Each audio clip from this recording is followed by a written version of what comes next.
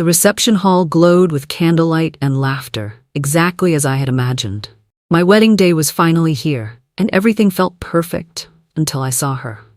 Vanessa, my sister-in-law, glided through the entrance wearing a floor-length white lace dress that sparkled under the chandeliers.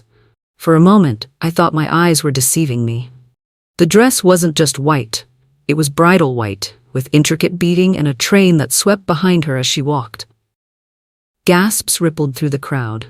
Guests turned to stare, their conversations halting mid-sentence. I felt my new husband Trevor tense beside me at the head table, his jaw clenched. But he said nothing. Vanessa caught my eye from across the room and smiled, that innocent, butter-wouldn't-melt smile she had perfected over the years. Someone nearby whispered loudly enough for me to hear, "Is she wearing white to someone else's wedding?" Vanessa's voice carried across the room as she laughed lightly. "What? It's cream, not white. There's a difference." She gestured to her dress as if the distinction was obvious. But every person in that room could see the truth. The dress was white, unmistakably, deliberately white. I forced myself to smile, to breathe, to remember that this was my day and I wouldn't let her steal it. Not this time. Not anymore. Dinner had just finished, and I stood at the microphone to give my toast. My hands trembled slightly as I held the champagne glass, looking out at the 200 faces of people I loved. "Thank you all so much for being here today," I began, my voice catching with emotion.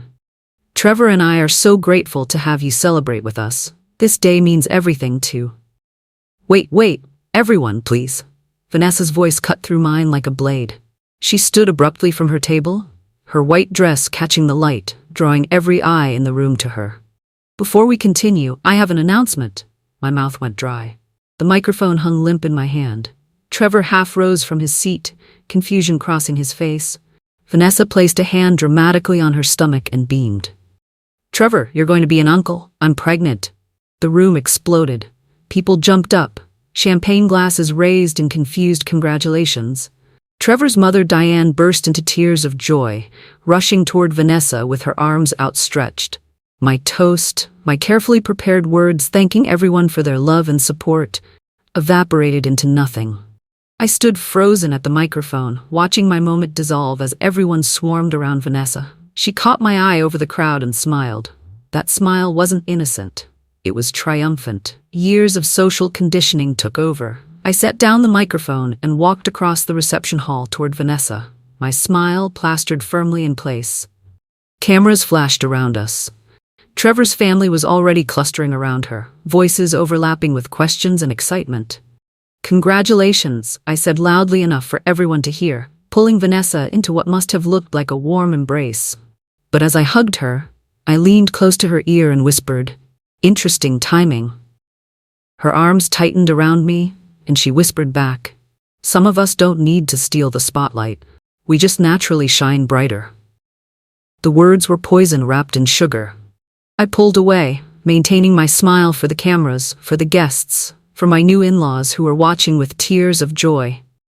I returned to the head table where my maid of honor, Casey, was waiting. Her expression was tight with barely controlled anger. She didn't need to say anything. The look we exchanged said everything. This wasn't over. Not by a long shot. As I sat down, my grandmother caught my eye from her table. She gave me the smallest nod, her wise old eyes seeing everything. She had always seen through Vanessa. Now, everyone else would too. As the reception continued around me, my mind drifted back 6 months to my engagement party. Trevor and I had been glowing with happiness, sharing our joy with close friends and family at a small restaurant we had rented. Halfway through the evening, Vanessa had stood up with her champagne glass and announced she had gotten a promotion to senior manager at her company. The conversation had immediately shifted to her career, her accomplishments, her exciting new role. Then there was my bridal shower 3 months ago. I had specifically requested an intimate afternoon with just my closest women friends and family. Vanessa had arrived late, making a grand entrance with shopping bags from designer stores. She spent the next hour showing off her new handbag, talking about her recent vacation to the French Riviera, posting photos to social media, and reading aloud the comments from her followers. My own shower had become background noise to her performance. I realized sitting there in my wedding dress that this had been happening for a decade. Every milestone I reached, every achievement I celebrated, every moment that should have been mine, Vanessa had found a way to insert herself into the center of attention. And I had let her, over and over, because I wanted to be kind, to be understanding, to be the bigger person, not anymore. 20 minutes after Vanessa's announcement, my photographer approached me discreetly as I stood near the bar. His name was Julian, and we had worked together to plan every shot for this day. "Olivia, I need to show you something," he said quietly, glancing around to make sure we weren't overheard. "It's important." He pulled out his camera and scrolled through the images on the screen, stopping on a series of photos taken before the ceremony. My breath caught. The photos showed Vanessa positioning herself deliberately in the background of shots, behind where I would be standing for my first look with Trevor, in the frame of my mother helping me with my veil, visible in the reflection of the mirror as my bridesmaids fixed my train. In each photo, her white dress stood out starkly, impossible to miss. "She was following me around," Julian said, his voice tight with professional frustration. "Every important pre-ceremony shot, she made sure she was visible in the background. I tried to politely ask her to move, but she kept finding new positions. It's like she was studying where I'd be shooting." My hands clenched into fists at my sides. This hadn't been impulsive.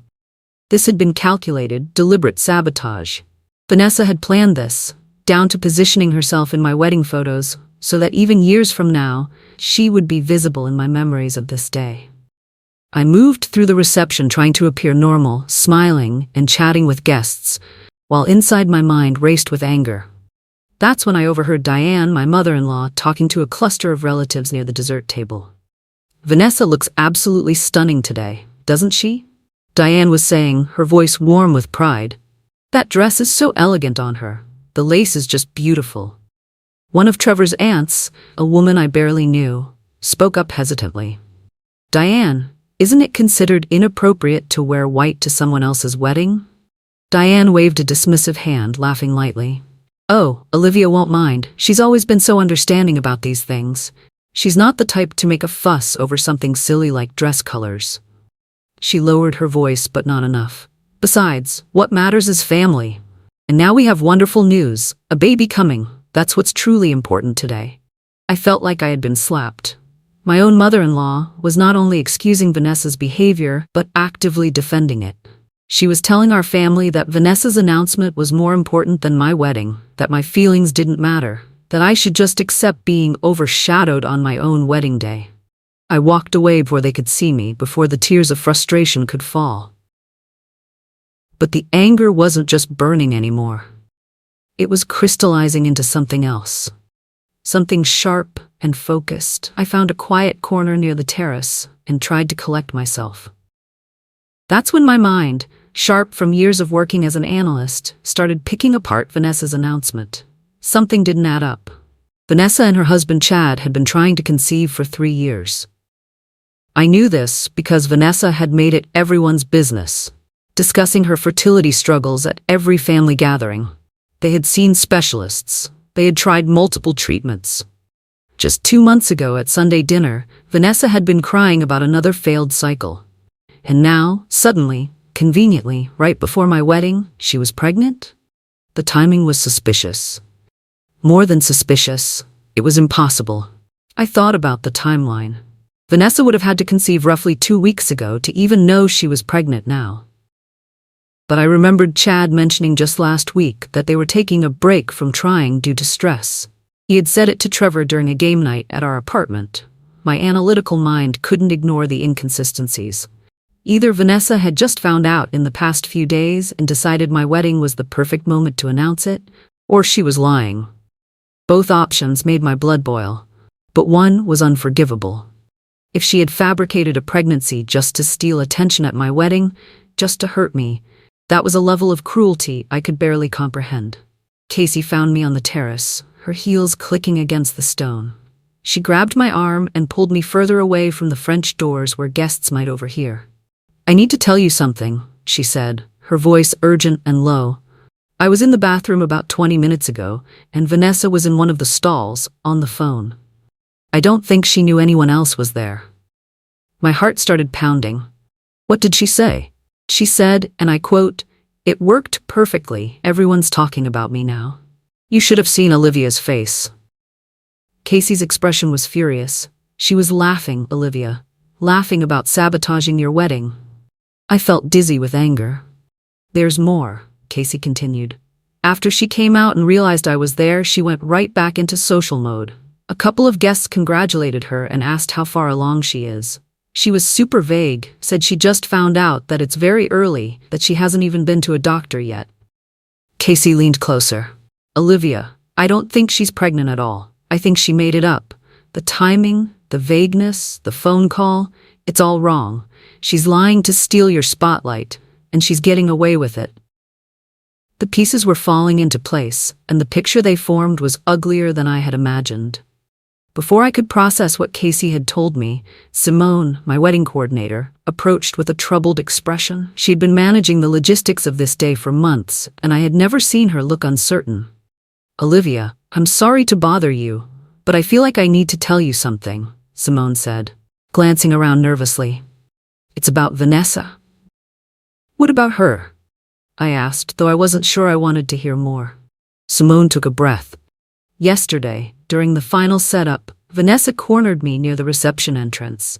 She asked me about making an announcement during your toast. She wanted to know if I could set up a specific moment for her to share some news. My stomach dropped. What did you tell her? I told her absolutely not, Simone said firmly.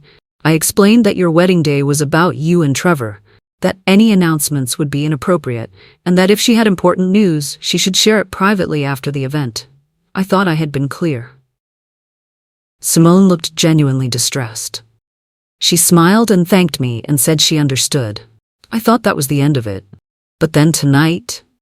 She gestured helplessly toward the reception hall where Vanessa was holding court, surrounded by admiring relatives.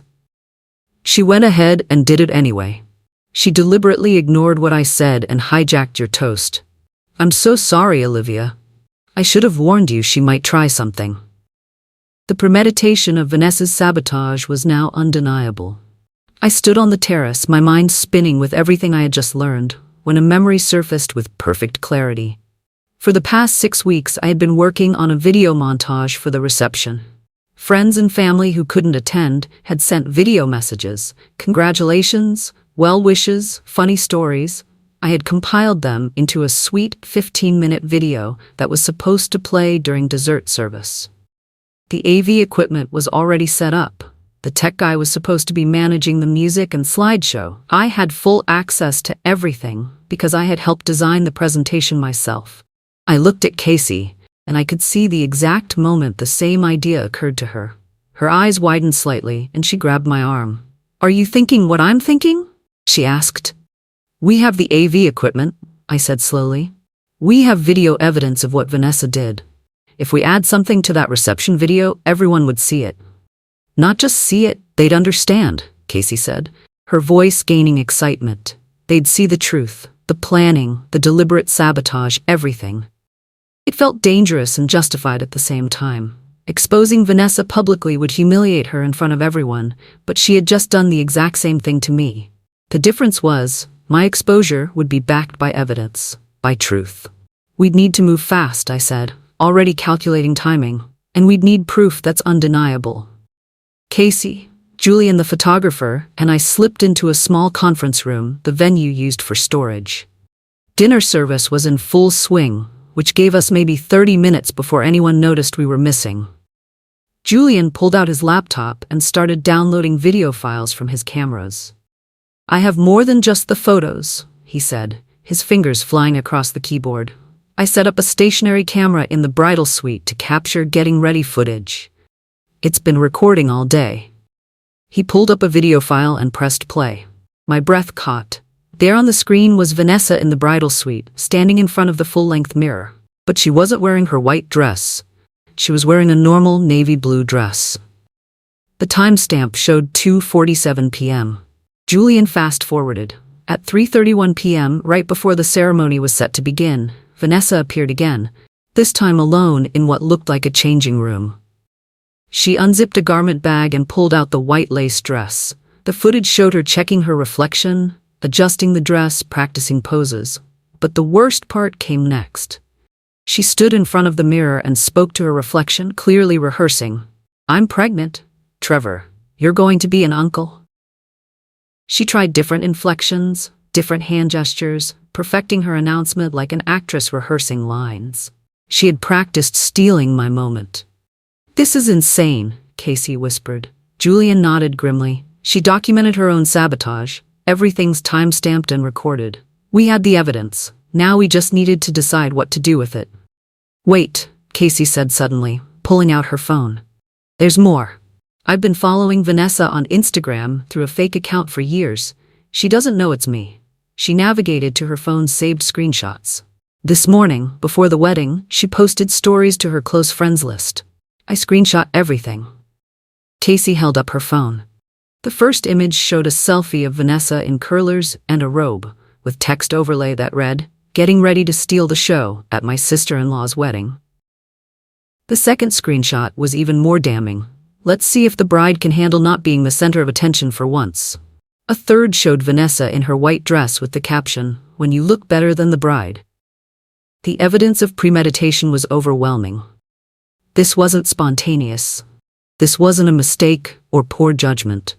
Vanessa had planned, documented, and celebrated sabotaging my wedding day. She had bragged about it to her friends before it even happened.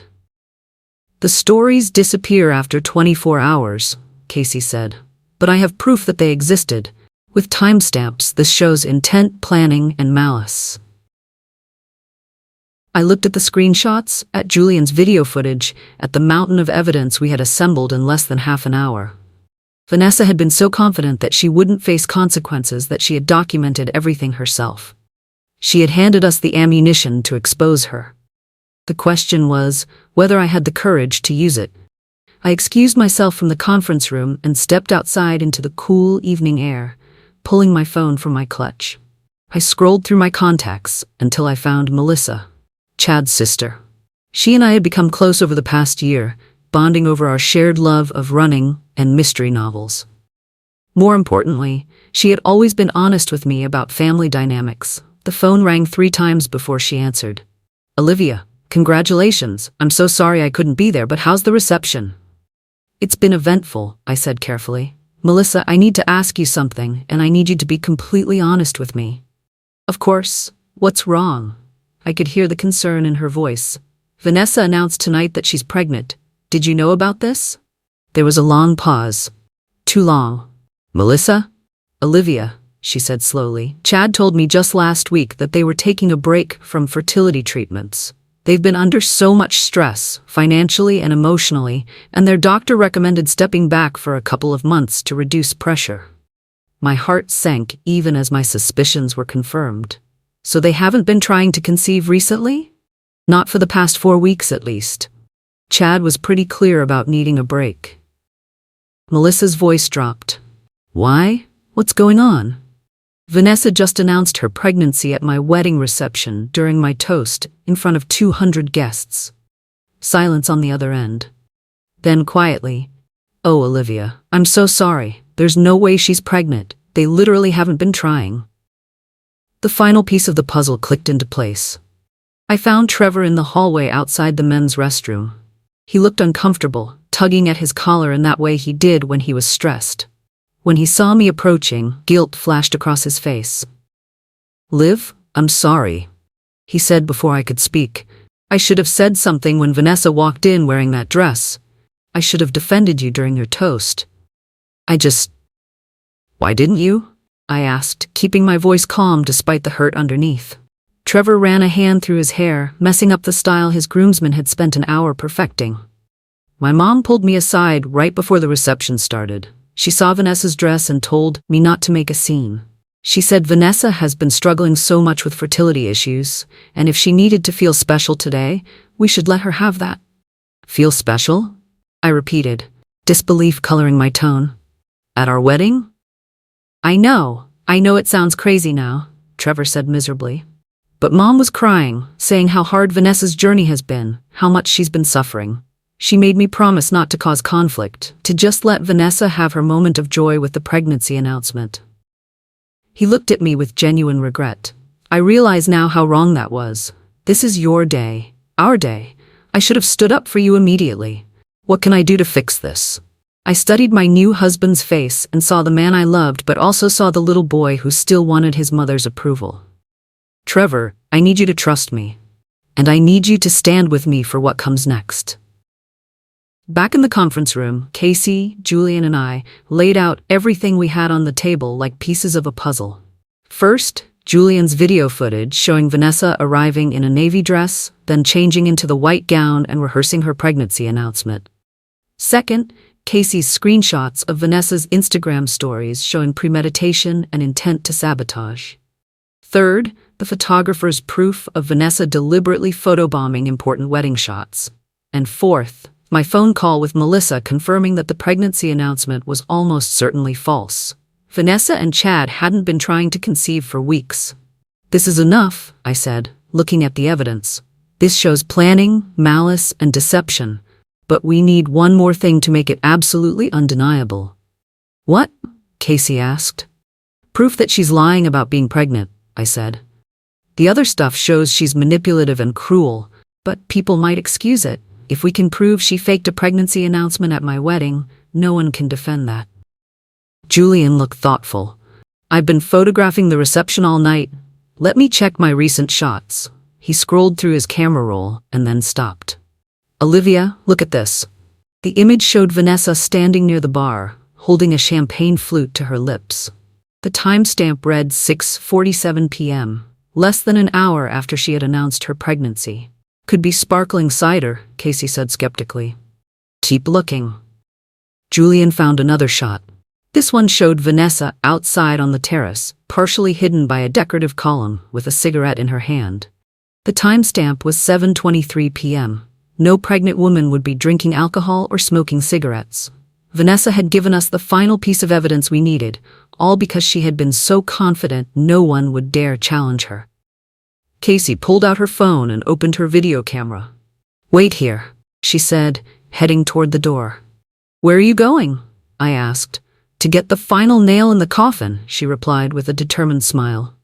She returned 15 minutes later, slightly out of breath, with a video on her phone. I followed Vanessa around discreetly, Casey explained. I recorded this without her noticing. She pressed play. The video showed Vanessa at the bar, asking the bartender for a glass of champagne. Are you sure? The bartender asked. I thought you just announced. It's fine, Vanessa said dismissively. Just pour the drink. The camera followed her as she walked outside and then, thinking she was alone on a darkened section of the terrace, pulled out a cigarette and lighter from her clutch. She smoked it halfway down before stubbing it out and returning inside. Casey had captured everything. The deliberate consumption of alcohol, the smoking, the casual disregard for the pregnancy she had just announced. This is beyond damning, Julian said quietly. This proves she's lying. No woman who actually believed she was pregnant would do these things. I looked at the accumulated evidence, at the documented proof of Vanessa's sabotage and deception. We have everything we need, I said. Now we just need to compile it into something everyone can see, something undeniable. Casey checked her watch. Dessert service starts in 20 minutes. That's when your original video montage is scheduled to play. Can we do this that fast? We have to, I said. Julian opened his laptop and started a new project file. His fingers flew across the keyboard with practiced efficiency. We need this to be clean, professional, and impossible to dismiss as petty revenge, he said. We tell the story chronologically with timestamps and evidence. Let the facts speak for themselves. We worked with frantic energy. Julian compiled the footage. Vanessa arriving in her navy dress at 2 p.m., changing into the white dress at 3:31 p.m., rehearsing her pregnancy announcement, positioning herself in the background of important wedding photos. Casey added transitions and title cards with simple factual text. 2 p.m., arrival in navy dress. 3:31 p.m., changing into white dress, pre-ceremony photo sabotage. Then we added screenshots of Vanessa's Instagram stories with timestamps showing they were posted that morning before the wedding. Getting ready to steal the show at my sister-in-law's wedding. Let's see if the bride can handle not being the center of attention for once. Finally, we added the evening footage. Vanessa drinking champagne at 6:47 p.m., smoking a cigarette at 7:23 p.m. Simple title cards stated the facts. 47 minutes after pregnancy announcement. 83 minutes after pregnancy announcement. The video is 7 minutes long, Julian said. We can insert it at the beginning of your original montage. It will play automatically when dessert service starts. Casey looked at me seriously. Olivia, once we do this, there's no taking it back. Everyone will see it. Vanessa will be humiliated. Your in-laws will be furious. Are you absolutely sure? I thought about my ruined toast, my sabotaged photos, the decade of stolen moments. I was sure. Trevor found us just as we were finishing the video. He knocked on the conference room door, his expression worried. Liv? What's going on? People are starting to ask where you are. I pulled him inside and closed the door. I need to show you something, I said, and I need you to watch it all the way through before you say anything. I played the video we had compiled. Trevor's face went through a series of expressions: confusion, shock, anger, and finally, something like betrayal. When it ended, he sat heavily in a chair. This is real? He asked. All of it? Every frame, Julian confirmed.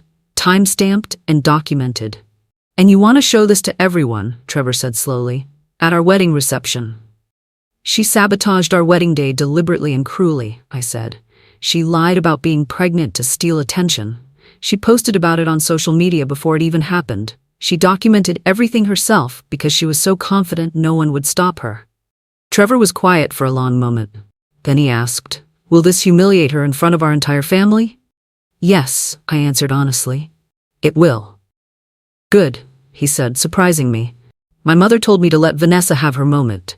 She told me not to defend you. I listened to her, and I was wrong. I won't make that mistake again. He looked up at me. Show the video. Whatever happens after, we'll deal with it together. But Vanessa needs to face consequences for this. I'm done protecting people who hurt you. My husband had finally chosen my side. As we prepared to leave the conference room, there was a soft knock on the door. My grandmother stood in the hallway, leaning on her cane, her sharp eyes taking in the scene. Olivia, dear, might I have a word? She asked. I stepped into the hallway with her, and she studied my face with that penetrating gaze that had always seen straight through me since childhood. You're planning something, she said. It wasn't a question. I couldn't lie to her. Yes, Grandma. She nodded slowly. I've been watching Vanessa all night.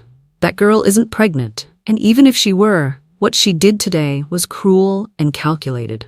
I've watched her sabotage your happiness for years, and I've watched you take it with grace and kindness. Grandma squeezed my hand with surprising strength. But sometimes, my dear, sunshine is the best disinfectant. Sometimes cruelty needs to be exposed rather than hidden. People like Vanessa rely on others' politeness and reluctance to make scenes. They count on good people staying silent. She looked toward the reception hall where laughter and music continued. Whatever you're planning, don't let fear of seeming petty or vindictive stop you from defending yourself. I raised you to be kind, but I also raised you to know your worth. Don't let anyone, not Vanessa, not Diane, not anyone, make you small. Tears pricked my eyes. Thank you, Grandma.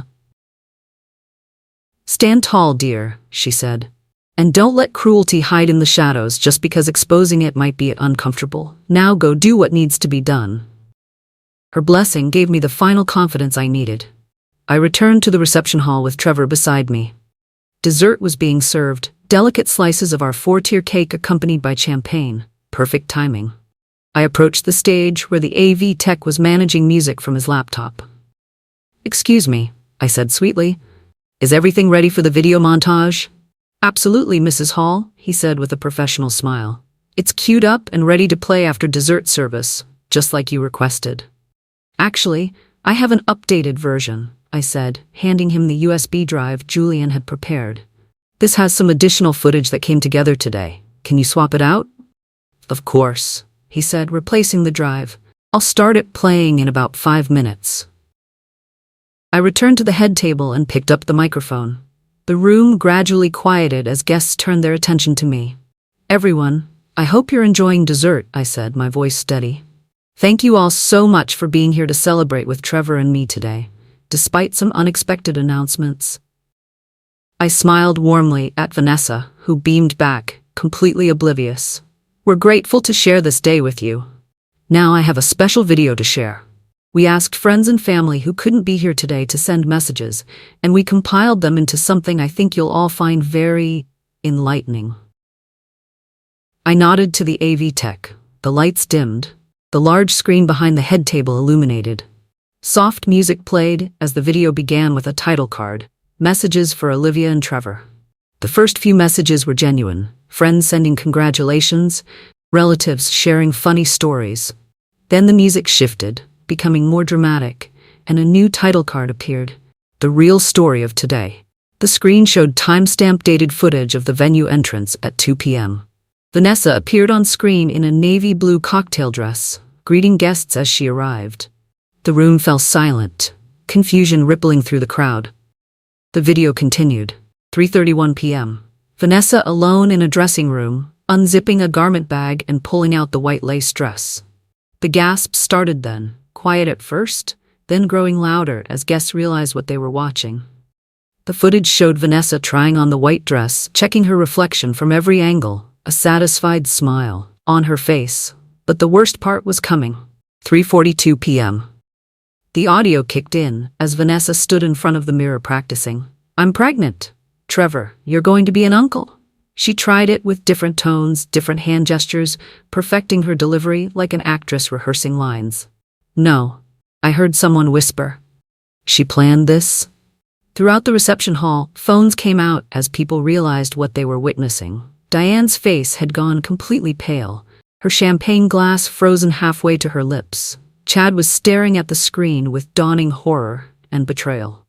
Vanessa herself stood slowly, her face contorting from confusion to panic as she realized what was happening. "Olivia, turn this off!" she shouted, but her voice was drowned out by the gasps and murmurs filling the room. The video continued relentlessly, showing the time-stamped evidence of her deliberate sabotage. There was no way to explain it away, no excuse that would make sense. The screen shifted to show screenshots of Vanessa's Instagram stories from that morning. Her own words, in her own posts, broadcast to the entire reception. "Getting ready to steal the show at my sister-in-law's wedding." The room erupted in shocked whispers. "Let's see if the bride can handle not being the center of attention for once." Someone near the back shouted, "Oh my God. When you look better than the bride." The evidence was damning beyond question.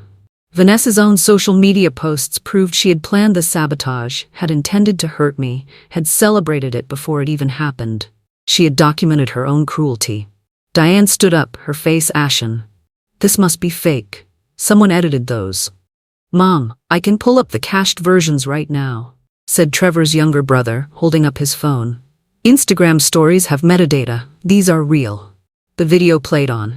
Each screenshot remained on screen long enough for everyone to read, to absorb, to understand. Vanessa's premeditation was undeniable. Casey had included timestamps, dates, and the settings showing these were posted to Vanessa's close friends list. She had been bragging about sabotaging my wedding to her inner circle. Guests were pulling out their own phones, some recording the screen, others already texting. This would be all over social media within hours. Vanessa stood in the center of the room, her white dress now looking like a costume, her face flushed with humiliation. "Someone stop this," she screamed, but no one moved to help her. The video transitioned to photographer's footage, showing the pre-ceremony photo shoot. The images played in sequence. The photographer positioning me for the first look, and there in the background, deliberately visible, stood Vanessa in her white dress. Another shot of my mother helping adjust my veil. In the reflection of the ornate mirror, Vanessa's white dress glowed, drawing attention away from me. A third showing my bridesmaids fixing my train. Vanessa stood near the doorway, partially visible in the frame, her white dress impossible to miss. But what made the evidence irrefutable was seeing Vanessa notice where Julian was shooting, then deliberately move into position. The footage showed her checking over her shoulder, adjusting her placement, making sure she'd be visible in the frame.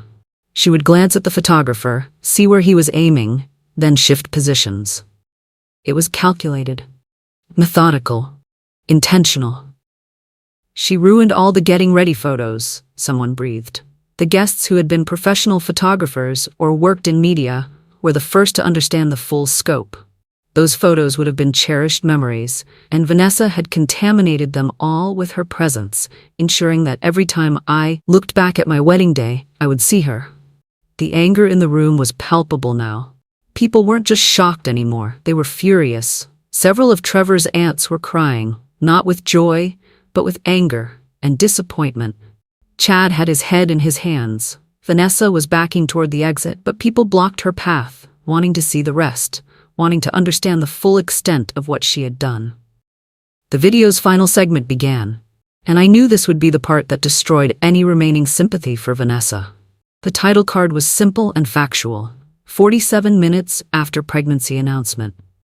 Footage showed Vanessa at the bar, in her white dress, asking the bartender for champagne. The audio was clear as she dismissed his concern and accepted the full glass. She raised it to her lips and drank deeply, the timestamp clearly visible, 6:47 p.m. A new gasp rippled through the crowd. Then the next clip appeared with a new timestamp. 83 minutes after pregnancy announcement. Casey's phone footage played, showing Vanessa on the darkened terrace, pulling a cigarette and lighter from her clutch. The camera zoomed in as she lit it, inhaled deeply, and blew smoke into the night air. She smoked it halfway down before stubbing it out and returning inside, checking her reflection in the glass doors as she passed. The silence in the reception hall was deafening. No one spoke. No one moved. Everyone stared at the screen, then at Vanessa, the truth settling over them like a heavy blanket. A pregnant woman would never drink alcohol or smoke cigarettes knowingly. The behavior was impossible to justify, impossible to explain away. Either Vanessa was lying about being pregnant, or she was so recklessly endangering a baby that it amounted to the same thing: complete and utter deception. The video ended with a simple black screen and white text: "The truth always comes to light." The lights came up slowly. For a moment, no one moved. Then all eyes turned to Vanessa, who stood frozen in the center of the reception hall, her white dress suddenly looking like a spotlight illuminating her guilt. Her face had gone from pale to flushed, her eyes wide with panic as she looked around at 200 faces staring at her with shock, anger, and betrayal. Chad was the first to move. He stood slowly, his chair scraping loudly against the floor in the silence. He walked toward Vanessa with deliberate steps, his face a mask of hurt and fury. "Vanessa," he said, his voice shaking. "Are you actually pregnant?" She looked at him, opened her mouth, closed it again. Her eyes darted around the room as if searching for an escape, for someone who might defend her.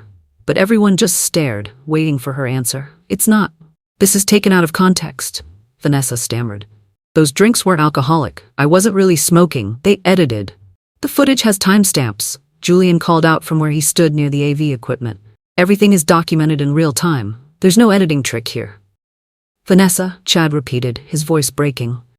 "Tell me the truth, right now. Are you pregnant?"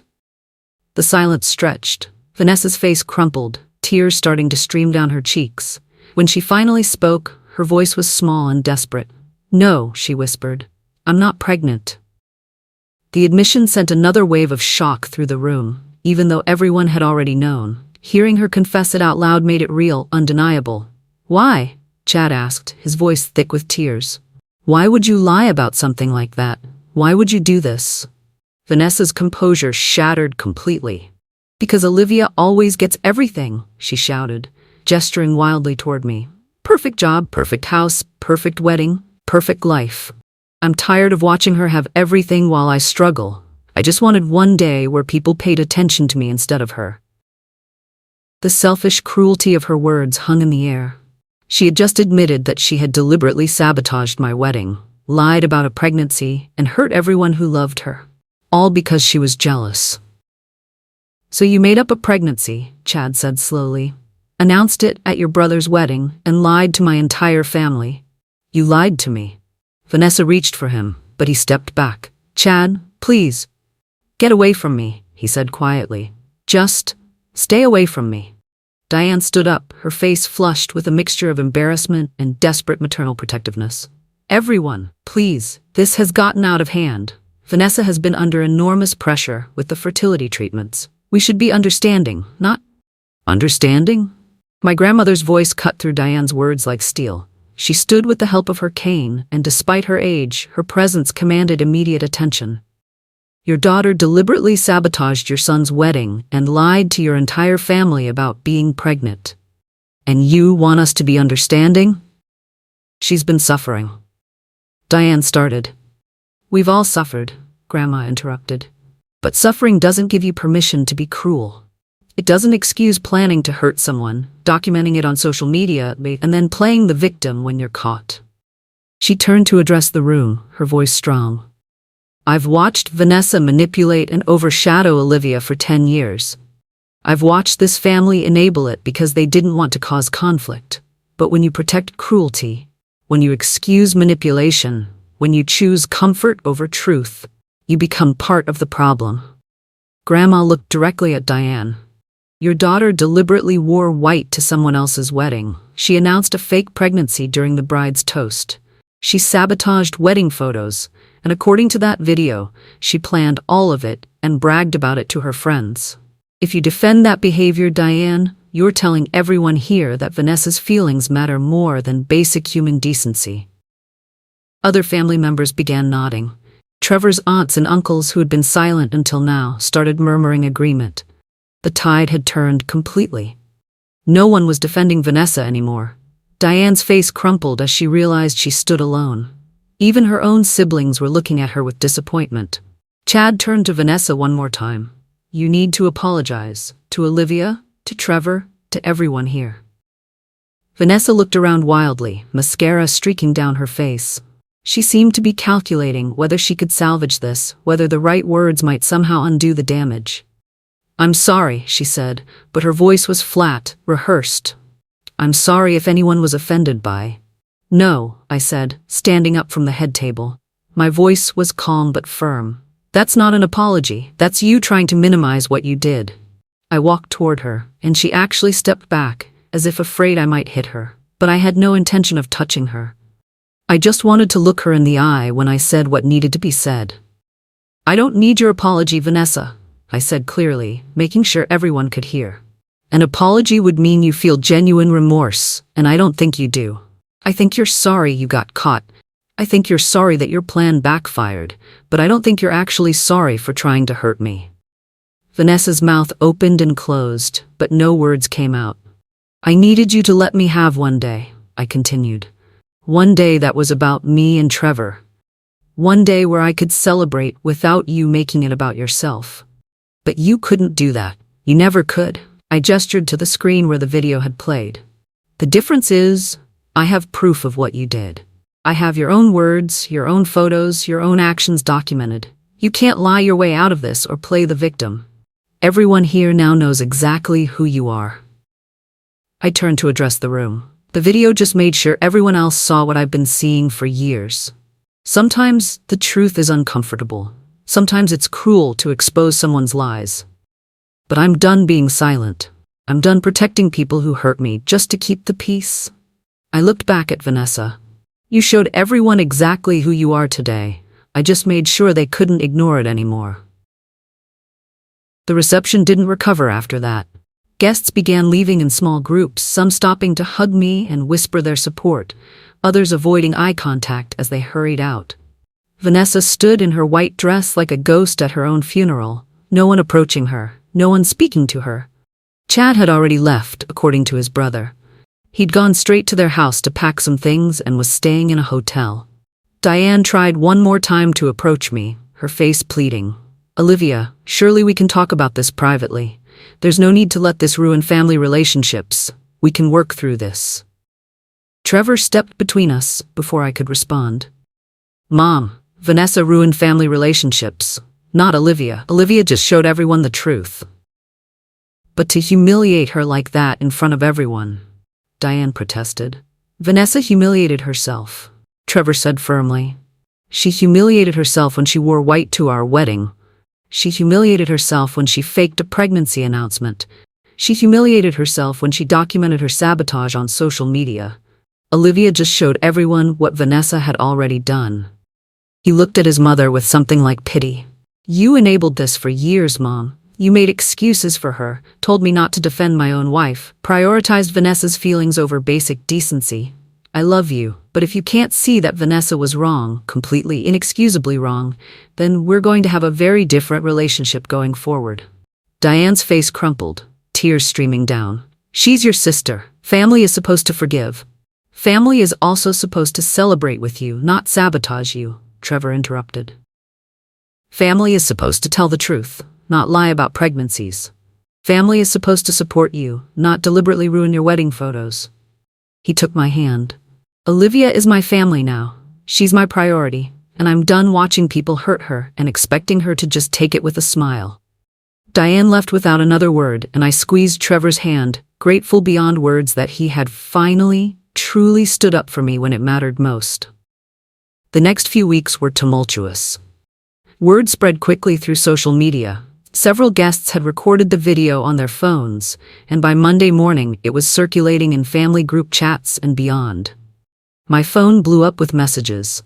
Some were supportive, congratulating me for standing up to Vanessa. Others accused me of being vindictive and cruel, of taking things too far, of humiliating Vanessa unnecessarily. I didn't respond to the criticism. I didn't need to defend myself anymore. The evidence spoke for itself. Chad filed for separation within a week. According to Trevor's brother, he couldn't get past the lies, not just about the pregnancy, but about the deliberate cruelty of sabotaging a family wedding. The fake pregnancy was bad enough, but learning that she had planned and documented the whole thing, had bragged about it to friends, had been so calculating in her malice. He couldn't reconcile that with the woman he thought he married. Diane tried to maintain a relationship with Vanessa, but the rest of Trevor's family made it clear they wouldn't tolerate her presence at gatherings. Vanessa had burned too many bridges, lost too much trust. Even Diane's own siblings told her she needed to stop enabling Vanessa's behavior if she wanted to maintain relationships with them. Trevor and I received an unexpected message from Melissa, Chad's sister. Thank you for exposing who Vanessa really is. She's been manipulating our family for years, and everyone was too polite or too scared to call her out. You finally shed light on it, and honestly, it needed to happen. The message meant more than she probably knew. It confirmed that I hadn't been crazy or overly sensitive all these years. Other people had seen it too. They just hadn't known what to do about it. 3 months later, Trevor and I sat in our new apartment, finally settling into married life. The apartment was small, but ours, filled with wedding gifts and photos from our day. Photos that Julian had professionally edited to remove Vanessa from the backgrounds. The edited versions showed what our wedding should have been. Just us, our love, our joy. We had framed our favorite photo and hung it above the fireplace. In it, Trevor and I were laughing during our first dance, completely focused on each other. The rest of the world faded into beautiful blur. No white dress in the background. No sabotage. Just happiness. Diane had eventually, reluctantly, apologized to me. Not because she truly believed I'd been right to expose Vanessa, but because the rest of Trevor's family had made it clear they wouldn't maintain relationships with her if she continued to defend Vanessa's behavior. It wasn't the heartfelt reconciliation I might have wanted, but it was something. Vanessa and Chad's divorce was finalized. She had moved to a different city, apparently trying to start over somewhere that her reputation hadn't preceded her. I felt no triumph in that, just a quiet sense of closure. Casey called one evening with news. You're not going to believe this. Someone shared your wedding video in a support group I'm in for people dealing with toxic family members. It's become this whole thing. People are calling it a perfect example of defending yourself with evidence rather than just words. I'm not sure how I feel about that, I admitted. You should feel proud, Casey said firmly. You stood up for yourself. You didn't let someone walk all over you just because standing up might be uncomfortable. And you did it with proof, with facts, with truth. That's powerful, Liv. That evening, as Trevor and I cooked dinner together in our tiny kitchen, he suddenly stopped and pulled me into a hug. What's this for? I asked, laughing. For being strong enough to defend yourself, he said. For not letting my family or anyone else make you feel like you had to just accept being treated badly. For showing me what it means to stand up for what's right even when it's hard. I hugged him back, feeling settled in a way I hadn't in years. The woman who had tried to steal my spotlight was gone. The people who had enabled her behavior were learning to do better. And I was finally, truly free. Our wedding day hadn't been perfect, but the marriage we were building was real, honest, and built on a foundation of mutual respect and a partner who had learned to stand beside me when it mattered most. Sometimes standing up for yourself is uncomfortable. Sometimes exposing the truth makes you look like the villain to people who benefited from the lies. But I had learned something important that day. My peace of mind, my dignity, and my truth were worth fighting for. If you've ever been made to feel small by someone who counted on your silence, know this: you don't have to stay silent. You don't have to protect people who hurt you, and you certainly don't have to let anyone steal your joy just because confronting them might be uncomfortable. The woman they dismissed as too understanding, too forgiving, too willing to keep the peace had finally learned that sometimes peace isn't worth having if it requires you to accept cruelty. Sometimes the only way to stop people from walking over you is to stand up and show them exactly where the line is.